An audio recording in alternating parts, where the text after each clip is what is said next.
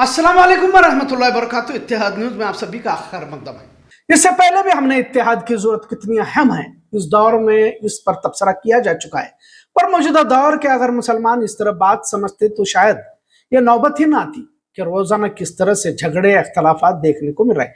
लिहाजा जब भी इस तरह की वारदात पेश आती है, आपसी मोहब्बत, भाईचारा, इस्लामी अखवत का पैगाम देने की कमजोरी सही पर हमारी तरफ से कोशिश होती रहती है। अब रोजाना मुसलमानों के साथ क्या हो रहा है मुख्तसर तबसरा आखिर में करते हैं, पर हालात के बिल्कुल मुखालिफ सिमत में कैसे हम चल रहे हैं और खासकर बेलगाम जिला या शहर में भी आपसी झगड़ों की वारदातों में किस तरह तेजी से इजाफा होता जा रहा है, यह भी बताने की कोशिश करते हैं। अब मस्जिद, दरगाह, खानकाह, मदारिस, स्कूल, कॉलेजेस, जहां भी इबादतगाह या फिर तालीमी इदारों में तरबियत का वास्ता दिया जाता है, अब अपना तसल्लुत, अपनी मिल्कियत, अपना मैनेजमेंट साबित करने के लिए मुकाबले और मुकाबलों के अड्डे या तमाम चीजें बनते जा रहे हैं। अगर कुछ एक थोड़े इदारे, तंजीम, मसाजिद, दरगाहें बची हुई कहा जाए तो गलत ना होगा। खैर, बेलगाम के कुछ मस्जिद और दरगाहों में मैनेजमेंट को लेकर झगड़े मंजर आम पर आते नजर आ रहे हैं। गोवा की मस्जिद गुलिस्तान में तो मैनेजमेंट के लिए कत्ल ही कर दिया गया।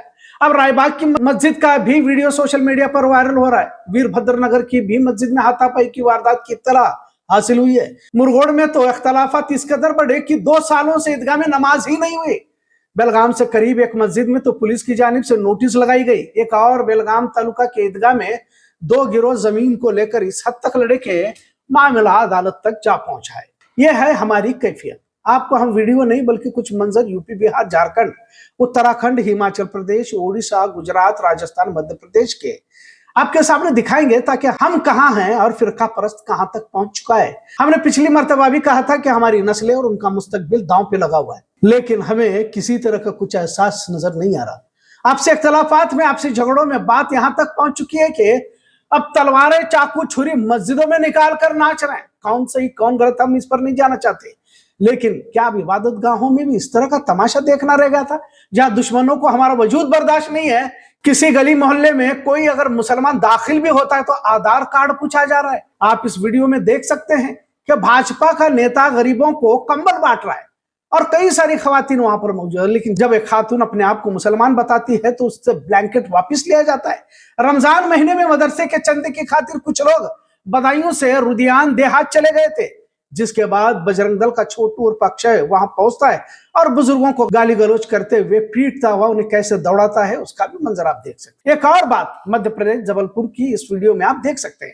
तरावी के दौरान मस्जिद पर हमला हुआ, घरों दुकानों को आग लगाई गई, फिर तरावी पढ़ने वाले मुसलमानों को ही हिरासत में लिया गया। आप देख सकते हैं कि किस तरह से उन्हें कतार से बस में बिठाया जा रहा है और उन पर मुकदमे दायर किए गए। एक और वीडियो में देख सकते हैं कि जिसमें पुलिस के सामने ही पत्थर फेंकने वाले दंगाई नजर आ रहे। इनके हाथों में किस मजहब का झंडा है वो बोलने की जरूरत नहीं है, मतलब पुलिस ने अब इन्हें खुली छूट दे रखी है। यह बात यहाँ की नहीं है वहां की कहकर इसे नजरअंदाज भी नहीं किया जा सकता, क्योंकि इसी मुल्क में हो रहा है, इसी रियासत में देखने को मिल रहा है। अब रोजाना धर्म सम्मेलन बेलगाम के साथ कर्नाटक के अलग अलग शहरों में किए जा रहे हैं। हाल ही में बागलकोट की मस्जिद के सामने किस तरह का तमाशा किया गया सभी ने देखा। आखिर मस्जिद के सामने से जुलूस की इजाजत दी ही क्यों जाती है? जब मुसलमानों के लिए एक छोटे से इजलास के लिए 10 बार हमें थाने का चक्कर काटना पड़ता है, तो यहाँ पर इतने बड़े पैमाने पर जुलूस को मस्जिदों के सामने जब ले जाया जा रहा था, तब पुलिस ने पुख्ता इंतजाम क्यों नहीं किए गए? बहुत सारे सवाल पूछे जा सकते हैं। दूसरे मजहब वालों की इबादत गाहों के सामने जाकर तमाशा कर रहे हैं तो इसकी इजाजत देना भी गलत होता है। हाल ही में पिरनवाड़ी में भी हर्षिता ठाकुर ने जो तौहीन-आमोज हरकत की, इसी की कड़ी कह सकते हैं। अभी तक संती बसवाड़ मामले का मुजरिम पकड़ा नहीं गया, सीआईडी को मामला सौंपा गया। एक नया ट्रेंड ये चल रहा है कि फिरका परस्तों पर कार्रवाई करने से, यानी उन्हें छेड़ने से अच्छा है कि कुछ मुसलमानों को ही हिरासत में लिया जाए और मामले को रफा दफा कर दिया जाए। और अगर देश के किसी भी इलाके में इस तरह का वाकया पेश आता है और हम न्यूज बनाते हैं तो इंतजामिया की जानिब से हमें वीडियो डिलीट करने के लिए कहा जाता है। फिर मामला तो बेलगाम का नहीं है, फिर बताने की क्या जरूरत है, कहते हुए पर्दा डालने की कोशिश की जाती है। लेकिन बजरंग दल, वीएचपी बांग्लादेश पर बेलगाम में एहतजाज कर सकते हैं। भारत के मुसलमानों को बांग्लादेश के बहाने हिरासा किया जा सकता है, वहां तो पुलिस को किसी तरह का एतराज नहीं होता, लेकिन किसी दूसरे गांव में किसी पर जुल्म होता है और खासकर मुस्लिम समाज पर, तो उस खबर को छिपाने की कोशिश की जाती है। अब तो बेलगाम के स्कूली बच्चों के शहंशाही की जा रही है। यानी कि इनके जहनों में भी हिंदू और मुसलमान बिठाया जा रहा है। इन तमाम बातों का जिक्र करने के पीछे यही मकसद के कुछ लोग देश के भाईचारे को बिगाड़ने में अब हद पार कर चुके हैं। जाहिर है यही तो देश विरोधी लोग हैं, इन्हीं का तो संविधान पर भरोसा नहीं है, पर उन्हें कितनी आजादी हुकूमतों की जानिब से दी जा रही है। सत्ताधारी अब कैसे गुंडाइयों को पनाह दे रहे हैं, खुलेआम मुसलमानों को सड़कों पर पीटा जा रहा है और गिरफ्तारियां भी मुसलमानों की ही हो रही है। इतना सब कुछ होने के बाद मुसलमानों जैसा गाफिल शायद दुनिया में कोई नहीं होगा। क्या मस्जिद आपसे इख्तलाफात के अड्डे बनाए जा रहे हैं? एक मोमिन का मौकूफ आखिरत है और मरने के बाद की जिंदगी है, जहां हम हिसाब किताब से गुजरना होगा। जब इसका एहसास होगा तभी तो जिंदगी सही राह पर होंगी, वरना तो मस्जिदे, मदरसे, दरगाहों को भी कमाई का जरिया बनाया जाएगा और नजर भी यही आ रहा है। वरना तो एक मोमिन को दूसरे मोमिन का आईना कहा गया।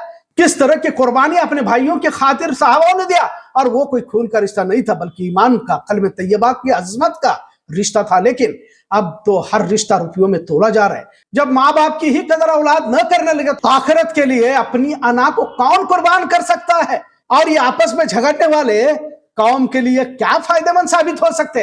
बहरहाल तुम जो चाहे जिंदगी गुजारो, तुम्हारे मुकाबले में दुश्मन तैयार बैठा है, सुबह शाम तुम्हारी तबाही के मंसूबे बना रहा है और तुम झगड़ रहे हो मस्जिदों दरगाहों के नाम पर। वक्ती जिंदगी को लेकर जब इस इंतहा तक नफरत एक दूसरे को लेकर है, वैसे भी तो हम मुस्तहक बन जाते हैं दुश्मनों के हाथों से जलील होने पर। दरबार गली में तो 2-4 दिन में झगड़ा होने की बात कही जा रही है, वीरभद्र नगर में भी यही नजारा है। अब तो रमजान में झगड़े की नहुसत देहात करियों तक पहुंच चुके हैं। अल्लाह जब तुम्हें मौका देगा तब अपनी बहादुरी के जौहर दिखाओ, लेकिन तब तुम अंदर डालकर भाग निकलते हो। 50 लोग एक जगह पर जमा होकर आपस में झगड़ते हो, वही अगर भगवा गमछा पहनकर 4 लोग आएंगे तो पतली गली ढूंढने लगते हो। बड़े अफसोस के साथ कहना पड़ता है कि ऐसे फर्जी बहादुरों से समाज का बड़ा तबका भरा पड़ा हुआ है। जरूरत है अपने आप को बदलने की, वरना तो फराज के शेर की तरह मुंतशिर हो तो मर जाओ, शोर मचाते क्यों हो। आज का मौजू कैसा लगा इस पर जरूर कमेंट करें। इत्तेहाद देखने के लिए शुक्रिया। अल्लाह हाफिज।